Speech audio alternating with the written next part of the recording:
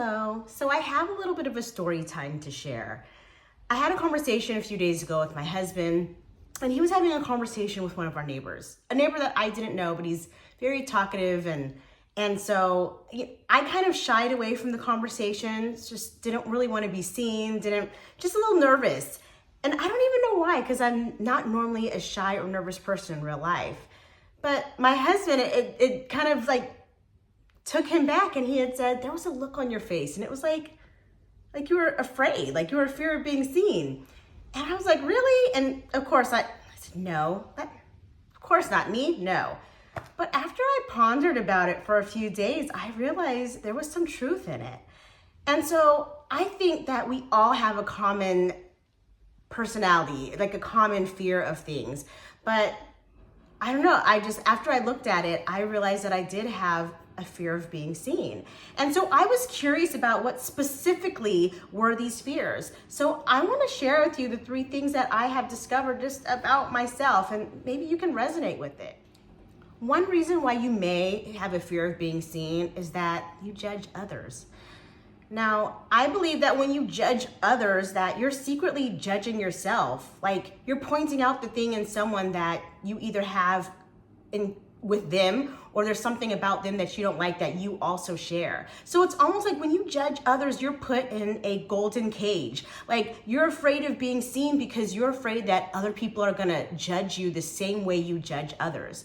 Now, there's a difference between discernment and just being negative, okay? Obviously, we know we can make statements and observations about people, but that doesn't mean we have to be a negative hater. So when you judge others, you're actually putting yourself in a cage, and you're having this fear of actually expressing yourself and doing the things that you really want to do. The second reason why you may have a fear of being seen is you're afraid people are going to make fun of you. Here's the thing, people in this world, we are busy, we are going to work, going to school, taking our kids to practice, shopping, eating, sleeping. No one's thinking about you the way you're thinking about you. We're so in our heads that we think that everyone else is thinking about us. And even if you do something and someone is thinking about you, it'll be for like a moment, and then they're going to go on about their business. So being so crippling, thinking that no one is, that someone's thinking about you so much that you can't even start and do the things that you really want to do, is a sign that you're in fear of being seen. And the third reason why you may have a fear of being seen is because you don't feel safe in your body, or you just don't feel safe. Now, I don't know if this is a woman thing, but if you had like a father or a father figure, he would give you instructions about don't leave your car less than half full of a tank, or go to the grocery store before the sun sets, or don't go to the ATM after prime hours. And these may seem like common knowledge, and they are great safety tips, but it's almost like as women, we were brought up in fear. And so I don't know if my father had told my brother this too, but I was taught to always be fearful of something. I don't know if this is a common thing for women, but an average guy, he's walking down the street, he's going grocery shopping, going to the ATM. He's not really thinking about fear, but as a woman, I feel fear in my body more often than a man would. Also, if you ever have like good news to share to a girlfriend and you're expecting her to be like, yeah, she's so excited for you, she has nothing but positive things to say, but instead you're met with fear, like, oh, well, be careful of this, and I just want you to be aware of this. And it's almost like, and I'm not talking about like no hater-ish, I'm not talking about that. I'm talking about someone can really, really love you, and they still, all the fears that they had inside of them, they're now bringing it onto you with your idea or good news. So now you're compounded with their fear and your fear. And so sometimes it's so important when you have great news, silence is best sometimes. And it's not because you're trying to be secretive or deceptive. It's just when you have an idea or something that you love, you have to protect it like a baby. And so when you want to release it to the world, it has to be, you're already in motion. You already know what you're going to do, and can't nobody say nothing, and you're not afraid, and you're just going to go out and do it. So when you do have that reservedness, or, as a woman, we just want to flow and be safe. And sometimes as women, depending on where you live or how you were raised, you just don't even feel safe just being a woman. So now that you may be aware or accepted the fact that you're a fear of being seen, well, how do you get unfearful? Well, you don't. Here's the thing. Every day you should be doing something that somewhat scares you. Like you're always growing. And so sometimes things have to just go and you have to keep on trying and trying and trying until the fear lessens. And so say example, I had started a candle business and I had a pandemic business. It's gone now, don't worry about it. But at the time I had an amazing idea. I started making candles. I work in a hospital, so a whole hospital full of women that were home all day and only left because of work. It was a gold mine. I mean, and it was an amazing little cash cow for me. But at the time, I was so afraid to go on social media or on YouTube or even just show my face that I even hired a family member just to do my post, because at first I fell into the idea that, oh, I'm too busy, I'm in school still, I'm doing all these things. But if I could be really, really honest with myself, I was just scared. And it sounds silly now, like I'm on YouTube and my husband had dared me to. If you go on my YouTube, I only have 40 subscribers. Hi, 40 subscribers. Thanks for coming. Thanks for joining. I don't care. Like, I'm happy to be here. And so it doesn't matter if I don't resonate with everyone, if I resonate with just one person, that I'm just happy that I'm here and I'm overcoming my fears. One of the ways that I overcome my fears is through repetition. Now, just doing something over and over and over again, it lessens the initial, that fear of it. Like you just hit the upload button. Now there's obvious things that you need. I mean, you need a smartphone. Like if you have an iPhone or Android, I mean, obviously you can post a video on YouTube, unless you don't have a smartphone, then maybe you have a dumb phone and you need to get a smartphone. But other than that, most of us have internet connection and a smartphone. And so I started from there. But like, you know, after a couple weeks, I got a stand with the light that was $20 off Amazon. Then I got an editing app, which was $20 for a whole year. So all these things in your head that make you think that you can't do something, you can, except the fact that there are things that you have to get and that you have to start. But as you do it more and more, it gets easier and easier. Just like when you started driving a car or walking, when you got your license at 16, yeah, it was scary. You were like checking your rear view mirror, buckling up. You still should buckle up, but checking all your mirrors, driving the speed limit. What you doing now? You smobbing. It's automatic. You're not even scared about anything. So repetition is one of the reasons how you can get over your fear of being seen. The second way you can get over the fear of being seen is try to think about the people that won't be helped if you're too afraid to start. Now, I think that we all have special gifts and we all have unique experiences and talents, and that you may resonate with someone. Someone can be saying the same exact thing you are, but another group of people resonate with you, whether it's the way you talk, the way you look, whatever, or the type of information that you say. Like you can just go into the grocery aisle. You can go into the grocery store, look in the cereal aisle. Someone will choose a cereal because of the price. Another will choose the cereal because the way the box looks. And another person will choose the cereal based upon how it makes them feel. I think that God just trickles down gifts to everyone, or little ideas to everyone. And then it's up to the brave person to just grab it and say, yeah, I want that one. I'm gonna take that one. And so much people are scared because, you know, you can have $1 million idea, but that $1 million idea is laced in work.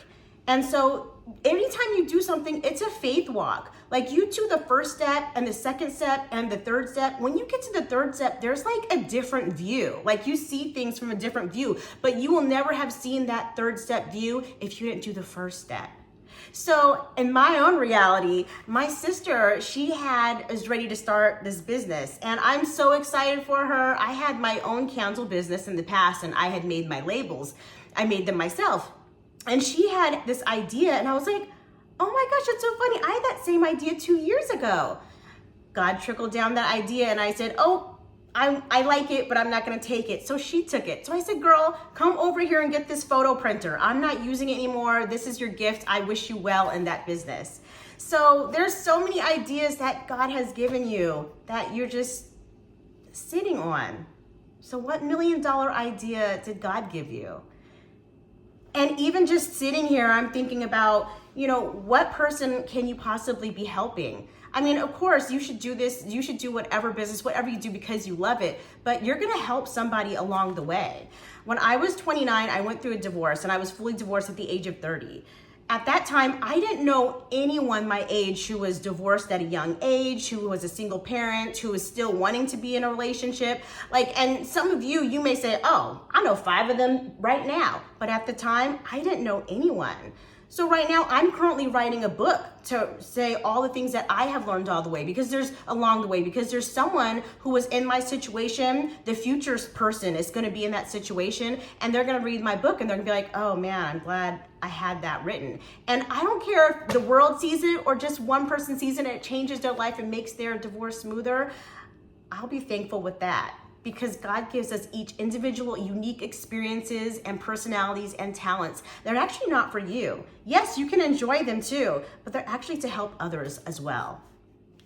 And the third reason why you should get over the fear of being seen is you should embrace the joy of being creative.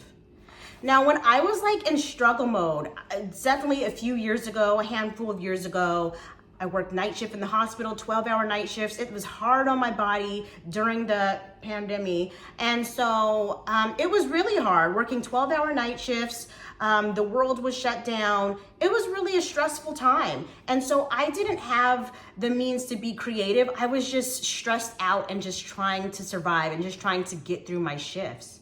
But as I got married and I got off night shift, I now work clinic hours, I'm able to sleep and be on a regular circadian rhythm, that I have this new vibrancy. I have all this creativity in me, and I don't know, I have a new idea every day, whether it's on YouTube or something personal or whatever. It's just, I don't know. I just think that when you're not in a hard place and you're not in survival mode and you're not stressed anymore, there's so many creative ideas that come to your mind. So if you're not feeling like you're creative and you're fear of being seen, then check with other things check with your body. Are you in survival mode? What can you do? Can you have someone help you out with your children? Or maybe you can cut off some things in your life that make you have more finances. I don't know, there's so many things, but I just have to say, when you're stressed, and it doesn't have to be financially stressed, it could be stressed for many, many other reasons how you can be stressed. But when you feel like you're just depressed and stressed and you can't even see past tomorrow, you don't have any creativity. So if you have this bug in you and that you're just really ready to express yourself in all forms of ways, just embrace the joy of being soft and feminine and doing things that inspire other women. I just want to remind you that fear is a liar. And you're not going to overcome fear. I'm not going to overcome and wake up one side of the bed and say, I'm fearless. I mean, I may be fearless with one thing, but I'm going to be still fearful of other things that I haven't experienced yet. And that's okay. That's all right. Stay fearful. Just keep on going. Just don't stay stuck where you are. I once heard this quote, or maybe it was on a podcast, I'm not sure, but fear stands for false evidence appearing real. Just remember that fear is a liar. It's not even a real thing. I can understand if a lion was chasing you, but most lions aren't chasing us and we still live in fear. So think about the things that you could be doing that are holding you back. Get out a journal and write down things. Write down your desires and creativity and things that you want to do. Your desires are not your problems. They're just ways to open you up and start new amazing things in your life. Now, I didn't wake up one day out of the bed and say, oh, I'm fearless. No, I'm still fearful. I'm fearful every day. I try to do new things every day, but I just think about what a cage I'll be in if I don't try and start something new that I might enjoy and love. So I just want to encourage you today to do something daring, do something bold, whether it's on YouTube or whatever, a business or having your fitness goals, going back to school, whatever it may be, you can do it. I have faith in you. I believe in you. You just have to believe in you and take those next steps. I just got on YouTube about a few months ago. I got 40 subscribers. Hi, 40 subscribers. I'm glad you're here. But I don't care. I'm not comparing myself to other people. I'm not comparing to people who've been doing this 8, 9, or 10 years. I just find that I get to have like this creative space in my little corner of the world. So I thank you for coming, and I hope some of the things that I said resonated with you. And don't forget that you can do this. I believe in you. Whatever your goals are, your desires are not to be hated. Your dreams are there for a reason. It's like God's little signal telling you, you can do it. I got you. So I hope this inspires you. And get over the fear of being seen. There's someone who is waiting for you to shout out and do the bold things that God intended you to do. Thanks for watching.